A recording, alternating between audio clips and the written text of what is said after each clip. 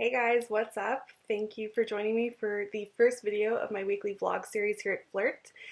If you have no idea who I am, fear not. My name is Connie and I was fired from my job in the beginning of April for using the word fat to describe customers. And since then I was kind of plunged into this huge conversation about body positivity and fat acceptance and where that kind of fits in the grand scheme of things.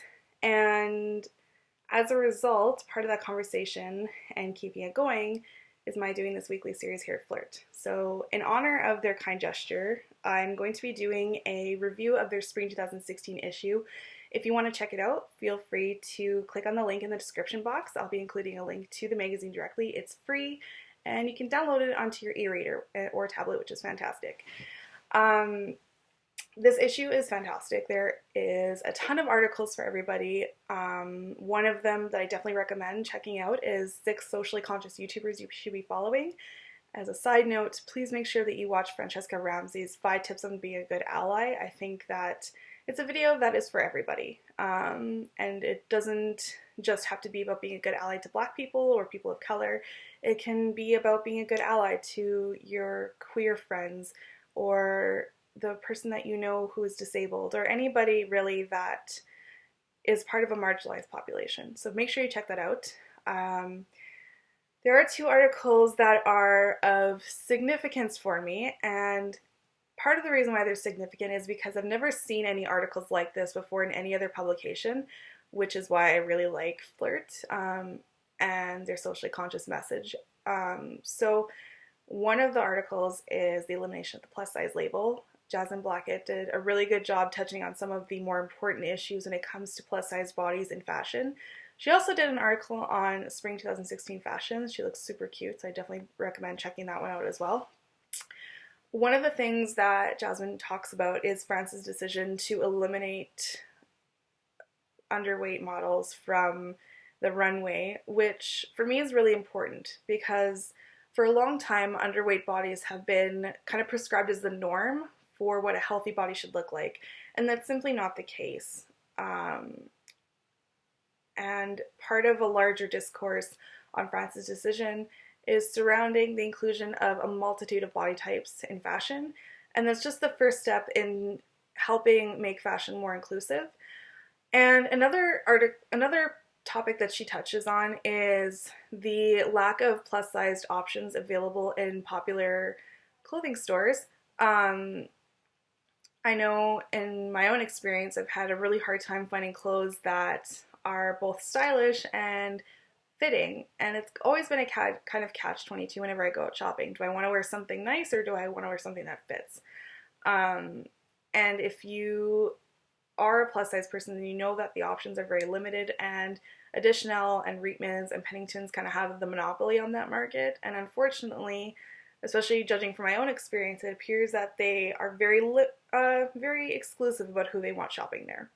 So I'm also really happy that Jasmine did such a good job, because for me it's always kind of iffy whenever skinny women start talking about issues that affect fat women. I'm never quite sure where they're coming from, but I really applaud Jasmine for talking about it in the way that she did, because she did so without being oppressive and also not making judgments about fat people as a whole, which is something that I also find problematic about a lot of writings surrounding fat people.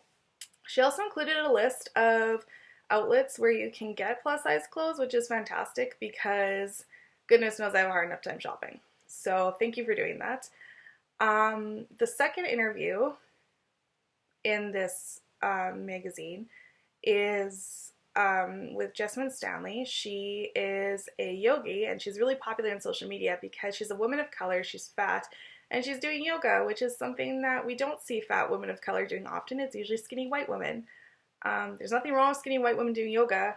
There is a problem though when they are the only ones seen in the media and in advertisements doing it, which is also a conversation about cultural appropriation we could be having, considering yoga is something that came out of, I believe, Hindu tradition. Please correct me if I'm wrong on that. And I hadn't heard of Jessamine Staley before reading this interview, but I'm really glad that I did now, because she pointed out something about body positivity in general that is really important for us to remember. And that is that we often tend to ignore disabled bodies in the conversation or exclude them. And we really need to start being inclusive of able or disabled bodies in body positivity, because part of being body positive is accepting your body in whatever form it comes in, and that does include ability.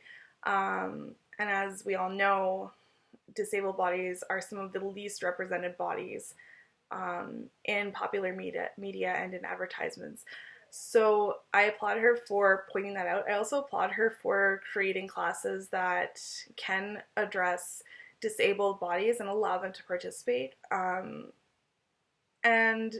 on a more personal note, I really admired that she is getting involved in fitness. The first time that someone ever called me fat when I was a kid was actually in gym class.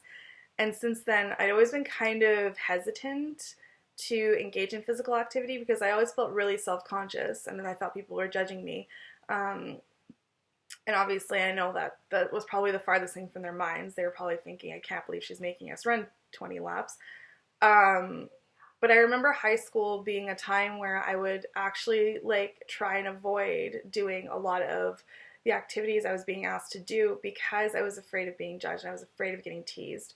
So I think that Jessamine's doing something really important by presenting her body in a way that, you know, she's showing us that fitness is not just for a single group of people, it's for everybody. And you also don't have to be aiming at weight loss to engage in fitness, which is something that I think a lot of us struggle with, because if you go to the gym, then it's kind of assumed that you're trying to lose weight instead of just, you know, wanting to go to the gym and enjoying it. So I really wanted to applaud her for doing that. So make sure you check out her interview, because she has a lot more to say about yoga as an industry and how it is discriminatory towards non-white, non-able bodies. And also make sure to check out the rest of the issue, because it's really fantastic. There's some ethical beauty products for your home, or ethical beauty products as well as ethical products for your home, which is something that I don't really think about when I'm shopping for home decor. I never stop to consider whether these products are ethical or not. So I'll definitely be doing that. There's also 20 tips for life after graduation. I'm not a university grad yet, but I found these to be very practical and also very helpful in my own life. So make sure you check that out.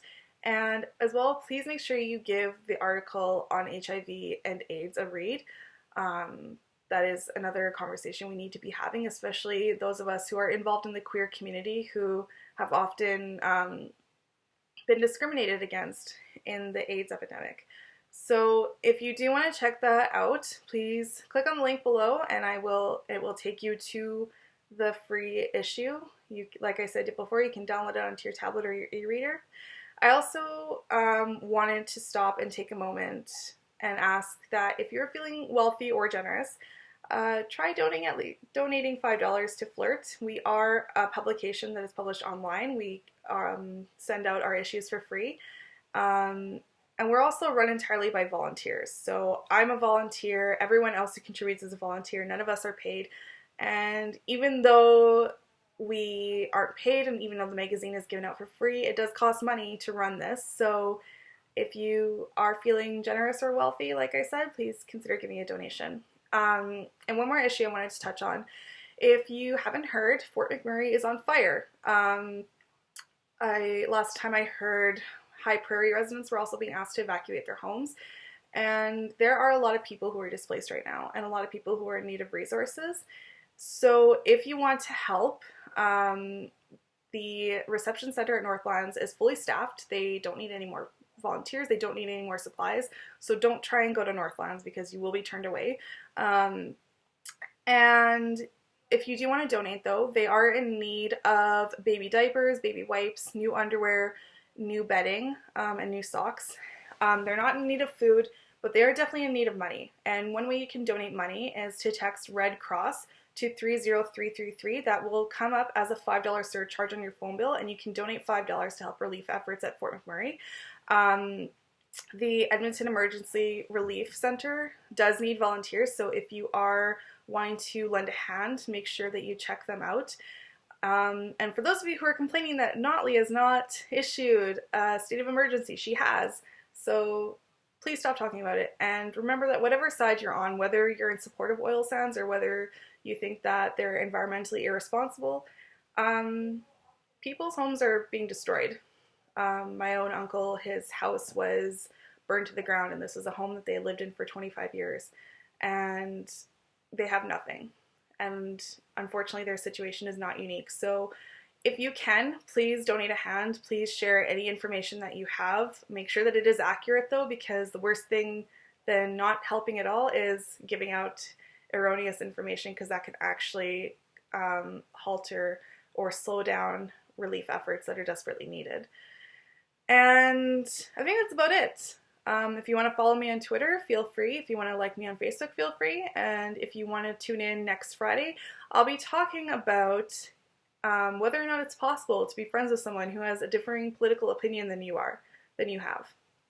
So check that out. And if you have any ideas for another video, please feel free to send a comment or send me a tweet. And it was great talking with you, and I'm really excited to be doing this. So have a good day, guys.